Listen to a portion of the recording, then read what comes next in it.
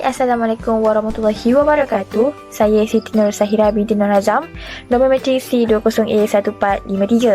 Hari ini saya akan membentangkan tentang subjek asas reka bentuk produk yang berkaitan dengan penghasilan sesuatu produk. Kali ini, projek ini berkaitan dengan endemik produk. Ianya bersesuaian dengan situasi negara kita di mana ianya dilanda oleh COVID-19. Oleh itu, untuk permulaan, saya akan menerangkan desain konsep. Ianya menggunakan 6 desain konsep. Yang pertama, desain statement. Yang kedua, desain objektif. Dan yang ketiga, problem. Yang keempat, desain kriteria. Dan yang kelima, desain influence. Dan akhir sekali, target market. Dalam keenam-enam ini, saya akan menerangkan bagaimana dan apa isinya yang berkaitan dengan penghasilan produk tersebut.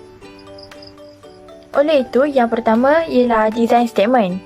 Design statement ini mengandungi iaitu produk sanitizer mini pocket ini berinspirasikan daripada burung, iaitu pilihan saya burung hantu. Susuk tubuh yang berbentuk segi empat sesuai untuk dijadikan beg yang bersaiz kecil. Oleh itu, produk ini mempunyai dua fungsi di mana ianya boleh meletakkan botol sanitizer dan juga kad vaksin di bahagian belakang. Produk ini berbentuk 3D dan juga mudah dibawa ke mana sahaja.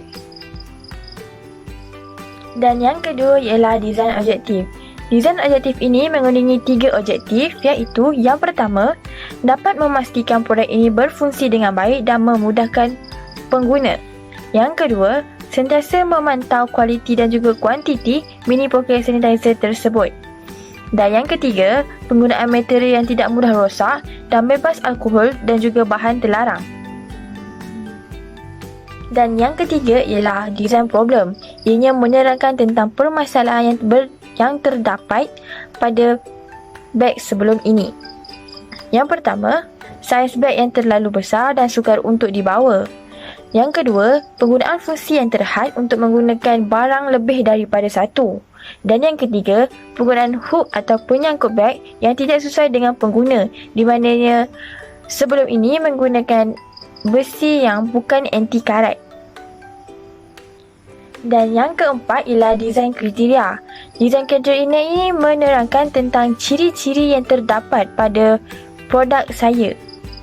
Yang pertama, produk rekan ini bersaiz lebih kecil supaya mudah untuk dibawa ke mana sahaja. Yang kedua, penggunaan produk ini disasarkan kepada golongan 12 tahun dan ke atas. Dan yang ketiga, produk ini ringan dan juga menarik. Yang keempat, penggunaan bahan material yang tahan lasak dan juga tidak berbahaya. Dan yang kelima, penggunaan besi perlu dielakkan juga walaupun anti karat.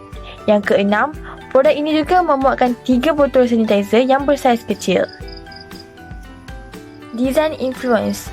Burung hantu merupakan inspirasi bagi menghasilkan sanitizer mini pocket versi baharu dengan mempunyai poket di bahagian belakang yang berfungsi sebagai penyimpan kad vaksin, manakala di bahagian dalam berfungsi sebagai penyimpan botol sanitizer.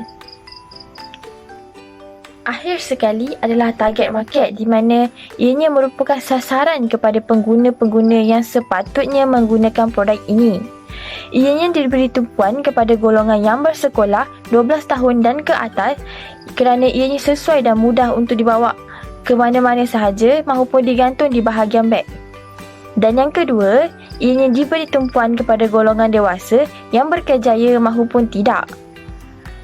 Yang ketiga, harga yang ditawarkan adalah harga yang berpatutan dan tidak juga mahal yang ianya mampu dimiliki oleh pengguna-pengguna yang lain. Seterusnya, kami diminta untuk menghasilkan mockup sebelum final produk.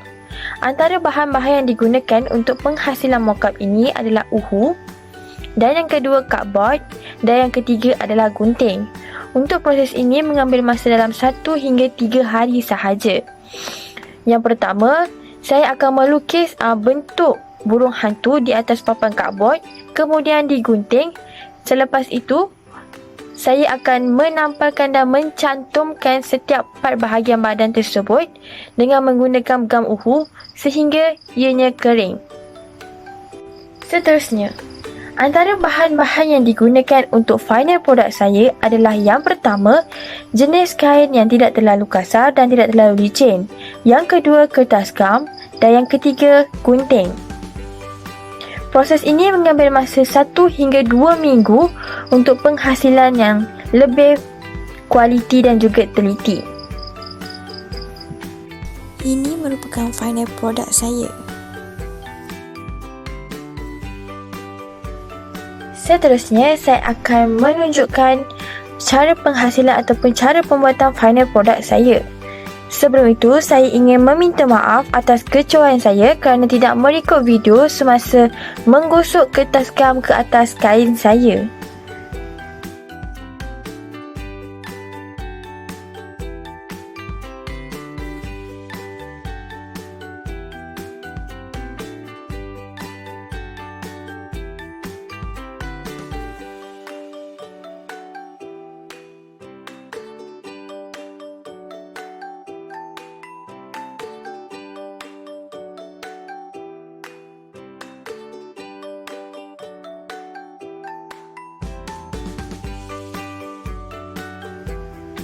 Akhir sekali, saya akan menunjukkan cara penggunaan final produk saya.